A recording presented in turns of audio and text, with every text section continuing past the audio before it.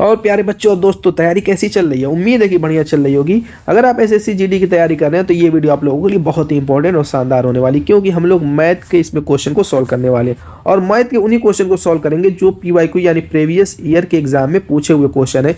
ये 2019 का सेट है दोस्तों। चलिए देखते हैं किस टाइप के क्वेश्चन पूछे हैं और सभी के सभी क्वेश्चन को हम लोग बेसिक कॉन्सेप्ट और ट्रिक के साथ सीखेंगे। यहाँ पर पहला क्वेश्चन देखिए क्या कह रहा है। देखिए इससे पहले भी मैंने एक वीडियो बनाई है, जाकर के वॉच कर लीजिएगा। इसके अलावा रीजनिंग की बहुत सारी वीडियो मिलेगी, जाकर के उसको भी वॉच कर लीजिएगा। बहुत ही इंपॉर्टेंट और शानदार वीडियो है। यहाँ पर कह रहा है कि 5 से 1/2 माइनस उसके बाद आपकी इस तरीके से ब्रैकेट बड़ा वाला है, उसके अंदर ये लिखा हुआ है। इसको कह रहा है इसका मान क्या होगा, इसको सोल्व करना है। जब भी ऐसा क्वेश्चन आए तो आपके माइंड में बोर्ड मास का जो है मैप छप जाना चाहिए कि बोर्ड मास क्या कहता है। बोर्ड मास के नियम के अनुसार अगर इसको सोल्व करते हैं तो कहीं कोई गलती होने का चांस ही नहीं है और आपका आंसर सटीक और सही आएगा। बोर्ड मास क्या कहते हैं? पहले ब्रैकेट को, फिर ऑफ यानी ऑर्डर के रूप में है, स्क्वायर के रूप में है, कड़ी के रूप में है या काकी के रूप में है, उसको तोड़िए। डी से डिवीजन वाला है यानी कि भाग, उसके बाद दीजिए चिन्हों में सबसे पहले भाग निपटाना है, उसके बाद गुणा, फिर एडिशन जोड़ना, फिर ऐसे सब्सट्रैक्शन यानी घटाना। इस क्रम में हमें करना है। तो कैसे इसको ट्रिकली करेंगे चलिए जानते हैं। सबसे पहले हमें ब्रैकेट देखना है। ब्रैकेट आपकी सबसे पहले तो हम छोटी वाली ब्रैकेट ढूंढेंगे, है नहीं इसमें सिर्फ एक ही ब्रैकेट है तो उसी से काम चलाइए। बड़ी वाली ब्रैकेट को हम तोड़ेंगे। तो बड़ी वाली ब्रैकेट जो भी ब्रैकेट है, छोटी बड़ी, उसके अंदर जो भी काम रहेगा उसको भी हम बोर्ड मास रूल के हिसाब से ही सोल्व करेंगे। ऐसा नहीं कि ब्रैकेट तोड़ना है तो यहीं से स्टार्ट कर दे तोड़ना, पहले इसको जोड़ ले, नहीं, पहले भाग देना है तो भाग देंगे। जैसे 2 से हम क्या करेंगे, 4 में यहाँ पे भाग देना है तो भाग दे देंगे। आएगा कितना? 2 आ जाएगा। यहाँ पे माइनस है, यहाँ पे 6 है, यहाँ पे प्लस है, यहाँ पे इसको सही बटे को तो पहले तोड़ लीजिए। 4 3 12, 12 1 13/4। इतना कर लिया आपने, ठीक है। अभी ब्रैकेट हम नहीं तोड़ेंगे, ये ब्रैकेट के अंदर ही मामला चल रहा है, क्योंकि जब पूरा काम निपट जाएगा तब ब्रैकेट तोड़ेंगे।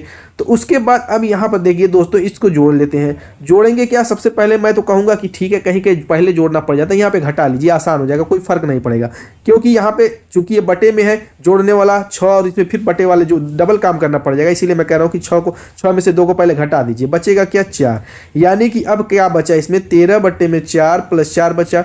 अब इसको हम तोड़ लेते हैं, अब तो कोई दिक्कत है नहीं। 4 चौको 16 और 13 कितना हो जाएगा? आप कहेंगे 29/4। अब यहाँ पर लेके आते हैं इसको, इसका भी सही बटा तोड़ लेते हैं। तो 5 × 10 11/2 हो जाएगा। और यहाँ पर माइनस चिन्ह बना देते हैं और ये आपका कितना आया था? 29/4। ठीक, इसका भी एलसीएम आप ले लीजिए, 4 ही आएगा। और यहाँ पे आपका 22 हो जाएगा, -29 हो जाएगा, बराबर -7/4 हो जाएगा। ये आपका आंसर हो जाएगा। ये दोस्तों प्रोसेस मैंने सिर्फ समझाने के लिए बताया बोर्ड मास रूल कैसे तोड़ा जाता है, वरना यहीं से आप अपने माइंड में भी कैलकुलेट करके आंसर ला सकते हैं। इतना करने की जरूरत नहीं पड़ेगी। चलिए नेक्स्ट क्वेश्चन देखते हैं। अगला क्वेश्चन क्या कह रहा है कि राजेश 25 किलोमीटर/घंटा की गति से अपने दफ्तर जाता है। क्या कह रहा है? जैसे मान लीजिए कि इसका घर यहाँ पे है, राजेश का घर मैं बना देता हूँ। यहाँ पे होम है राजेश, RH, राजेश होम है। वो कह रहा है कि 25 किलोमीटर/घंटा की रफ्तार से वो दफ्तर जाता है। यहाँ पे मान लेते हैं उसका दफ्तर है D, ठीक है, दफ्तर।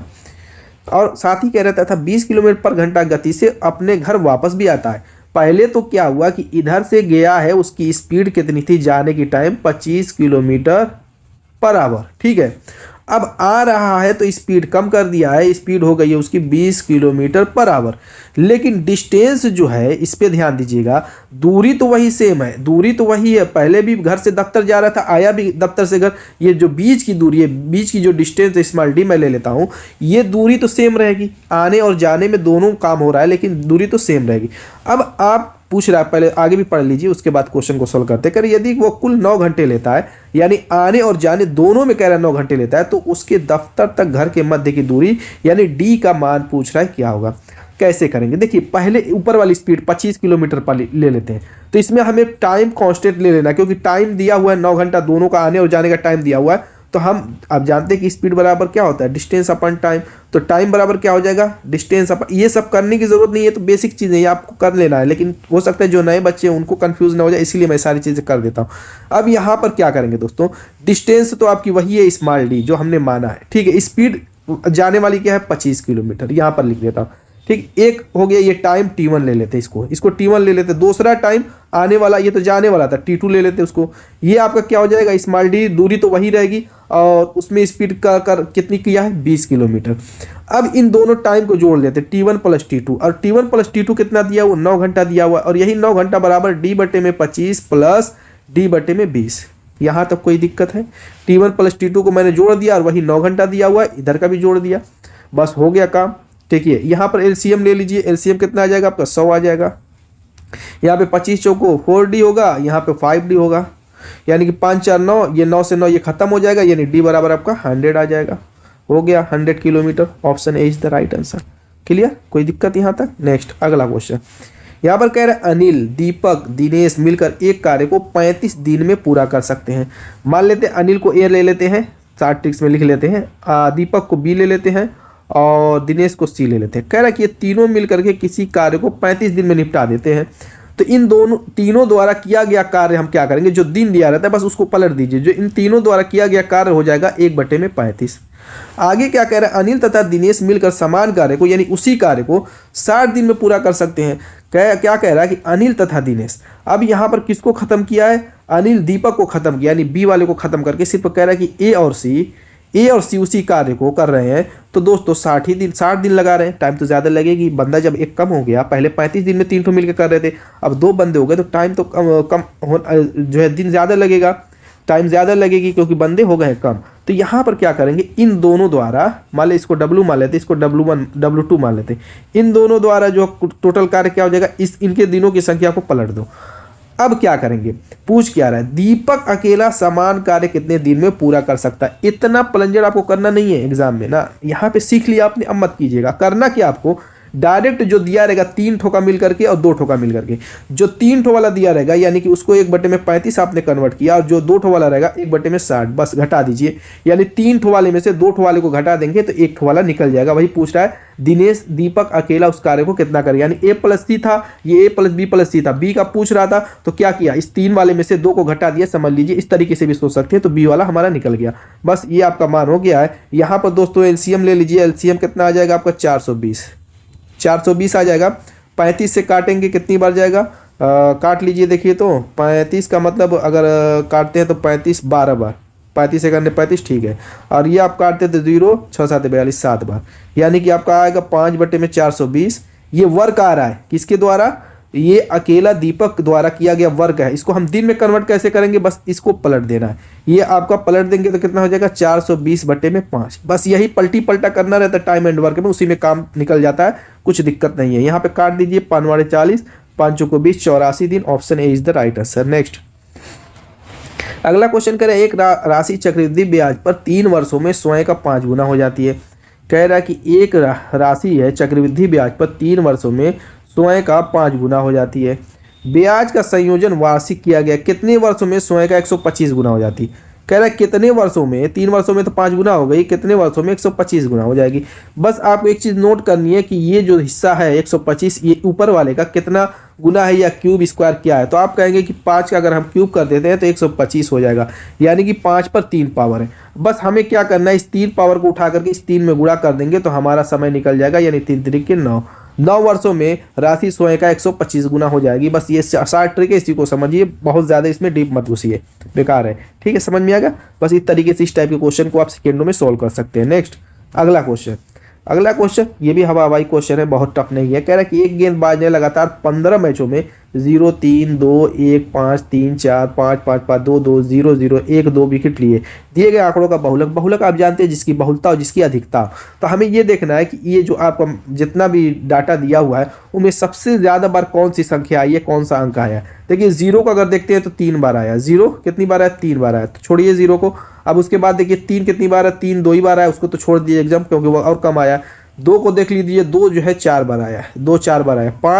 5 3 बार आया है, 5 3 बार आया है, और 1 तो 2 बार है, उसको ख़त्म कीजिए, यानी कि सबसे ज़्यादा बार मुझको 2 दिख रहा है, इसके अलावा आपको कोई नहीं दिख रहा होगा। तो 2 आंकड़ों का बहुलक क्या हो जाएगा, 2 हो जाएगा। बस नेक्स्ट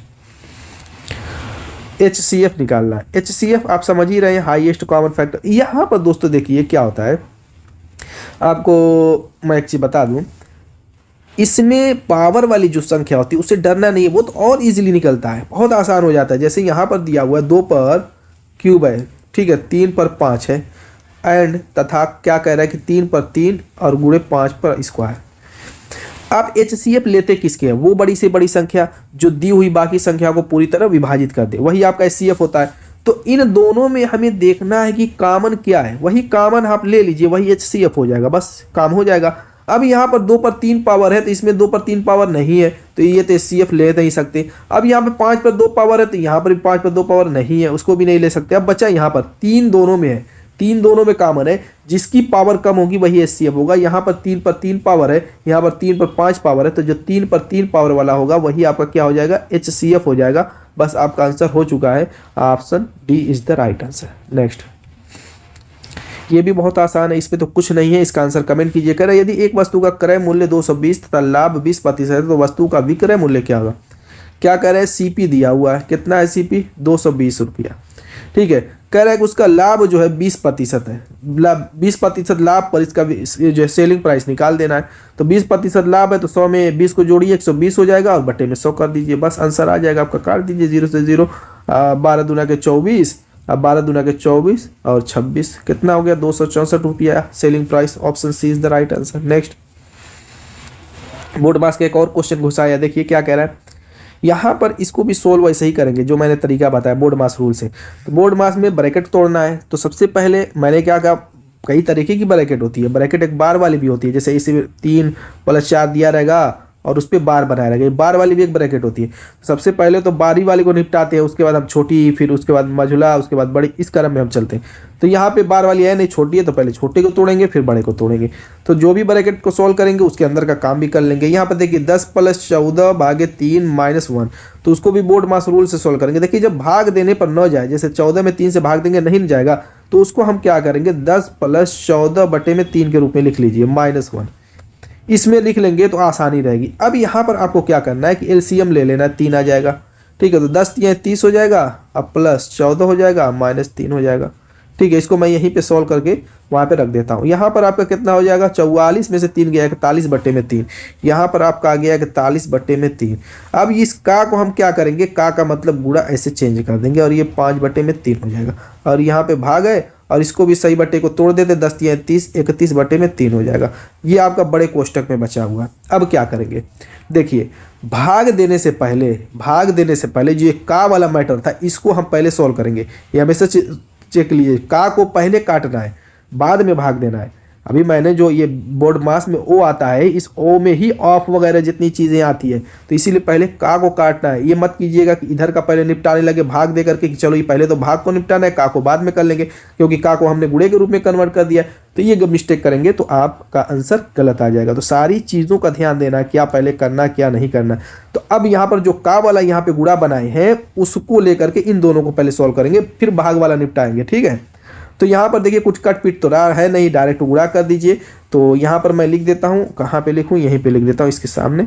यहाँ पर मान लीजिए कि बड़े ब्रैकेट में 31 बटे में 3 है, ठीक है, और ये भाग है, और ये आपका क्या 3 × 3 = 9 ऊपर हो जाएगा, और ये 5 × 5, 5 × 20, और ये आपका 9। अब आप जानते हैं बस एक ही बचा हुआ भाग, इसको गुणे में चेंज करेंगे तो ये क्या हो जाएगा, पलट जाएगी, यानी 31 बटे में 3 गुणे 9 बटे में 205 हो जाएगा। 3 से काट दीजिए, 3 × 3 = 9 और ये 3 × 3 = 3, 3 × 3 = 9, 93 बटे में 205। देखिए option B is the right answer. Next, यहाँ पे क्या कह रहा है, देखिए तो कह रहा है एक कमरे की लंबाई चौड़ाई ऊंचाई 21 मीटर 12 मीटर और 16 मीटर है, उस कमरे में रखी जाने वाली सबसे बड़ी छड़ की लंबाई क्या होगी। ठीक है, तो देखिए कोई भी घनाभ है, जैसे इस तरीके से कोई भी घनाभ है, समझिए थोड़ा सा, सेकेंडों का काम है, कुछ है नहीं इसमें।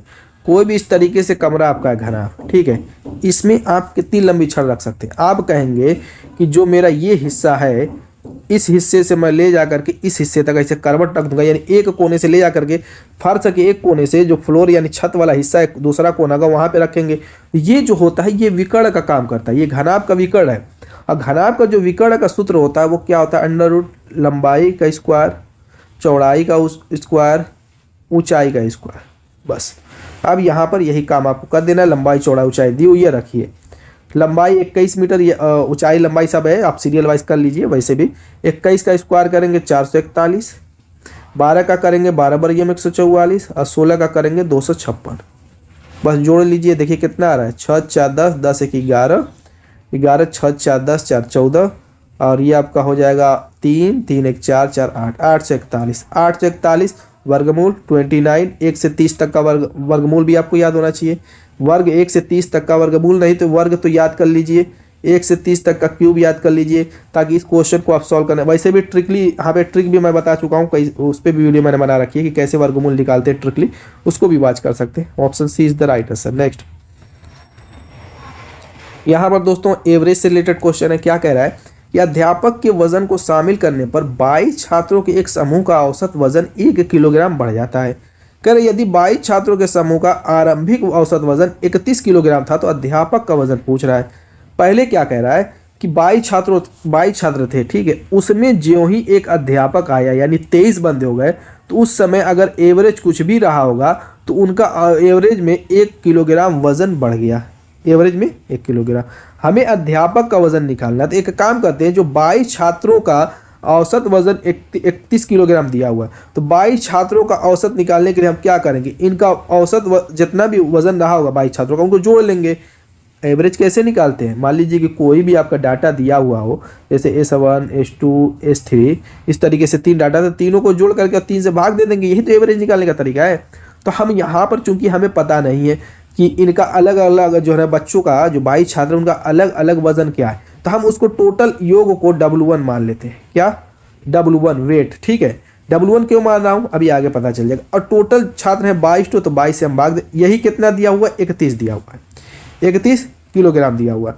अब कह रहा है कि अगर हम इसमें एक टीचर को शामिल कर दें, उस टीचर को शामिल करने पे मान लेते हैं कि इनके वजनों का योग W2 हो जाता है, और उस कंडीशन में बंदे कितने हो जाएंगे, 22 छात्र थे, एक टीचर आ गया तो 23 से भाग देंगे। और ये कह रहा है कि 31 किलोग्राम वजन है औसत, अब टीचर जब शामिल हो गया तो औसत में 1 किलोग्राम की वृद्धि हो गई, यानी 32 किलोग्राम हो गया। बात यहाँ तक समझ में आई, कोई दिक्कत समझ में आ गया, बस खत्म कीजिए यहीं से मैटर। अब यहाँ पर क्या करेंगे, गुणा कर दीजिए इसका, इन दोनों का तिर्यक, तो W1 बराबर आपका कितना हो जाएगा, 22 से करने 22 को 2, 22 तिहाई 66, 68, ठीक है। और W2 बराबर क्या हो जाएगा, 23 दूना के 46, 23 तिहाई आपका कितना हो जाएगा 69, 73। अब इसमें टीचर का वजन शामिल है, टोटल बच्चों सहित टीचर का वजन 736 किलोग्राम, और सिर्फ ये 22 बच्चों का वजन 682 किलोग्राम है। तो अध्यापक का वजन निकालने के लिए क्या करेंगे, हम 736 में से 682 को घटा देंगे, यानी जो बच्चों का वजन आया है 682 और टीचर सहित बच्चों का जो वजन आया है 736, तो 736 में से घटा दीजिए, बस आपका आंसर आ जाएगा, 4 हो जाएगा, 8 5 13 54 kilogram. Option is the right answer. Next यहाँ पर देखिए दोस्तों, मेंसुरेशन का क्वेश्चन है। कह रहे एक शंकु की ऊंचाई 16 सेंटीमीटर तथा उसके आधार की त्रिज्या 30 सेंटीमीटर है। यदि इसे रंगने की दर 14 रुपया पर सेंटीमीटर स्क्वायर है तो शंकु के बाहर से रंगने में कुल खर्च कितना होगा। देखिए शंकु आप जानते हैं कि इसकी आकृति ये होती है, शंकु की आकृति आपकी कैसी होती है, ये आपकी शंकु की आकृति हो गई, ठीक है, ये आपकी।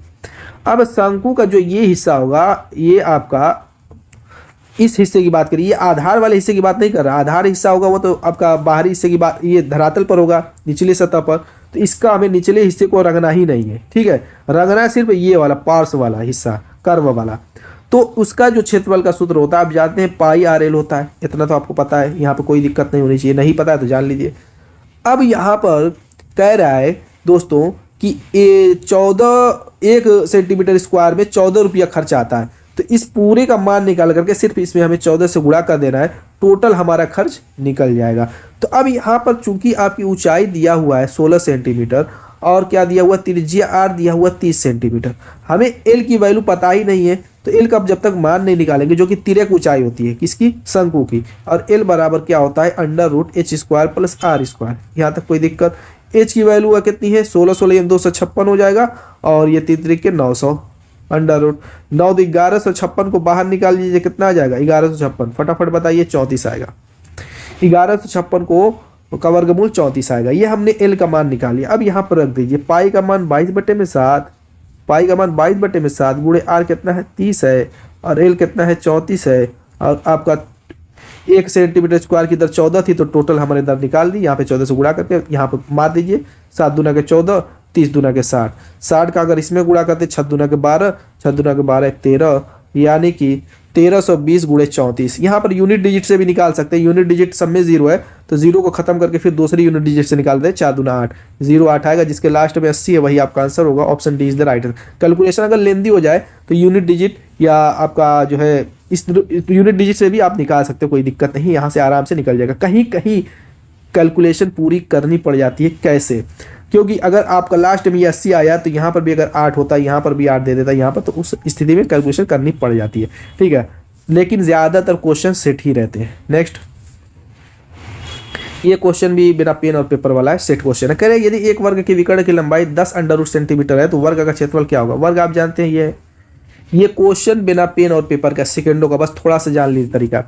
ये वर्ग है और इसका विकर्ण ये है। ठीक है, आप जानते हैं कि ये भुजा ए ले लेंगे तो सब की सब ए हो जाएगी, और जब ए हो गई तो पाइथागोरस प्रमेय से ये क्या हो जाएगी? लंब का वर्ग, आधार का वर्ग, अंडर रूट, तो आपकी क्या हो जाएगी? a√2 हो जाएगा विकर्ण, a√2। और यही a√2 की वैल्यू क्या है? विकर्ण की लंबाई कह रहा है 10 अंडर रूट 2 है। जब भी विकर्ण का मान अंडर रूट 2 के रूप में दिया रहे तो बाहर का जो ये हिस्सा होगा वो उस वर्ग की भुजा का काम करेगा। क्योंकि अगर आप कंपेयर करते हैं 10√2 और यहाँ पर आपने विकर्ण निकालना है a√2, तो देखिए भुजा आपकी a क्या हो जाएगी? 10। क्षेत्रफल निकालना है, बस इसका भुजा का वर्ग कर दीजिए 10 का square 100। Option B is the right answer. मजा आया कि नहीं? इस क्वेश्चन में कुछ नहीं था, इस क्वेश्चन में भी ट्रिकली आप सेकंडों में निकाल सकते हैं। तो दोस्तों उम्मीद है कि वीडियो पसंद आएगी। मिलेंगे इस शानदार धमाकेदार के साथ नेक्स्ट वीडियो में, तब तक के लिए बाय बाय।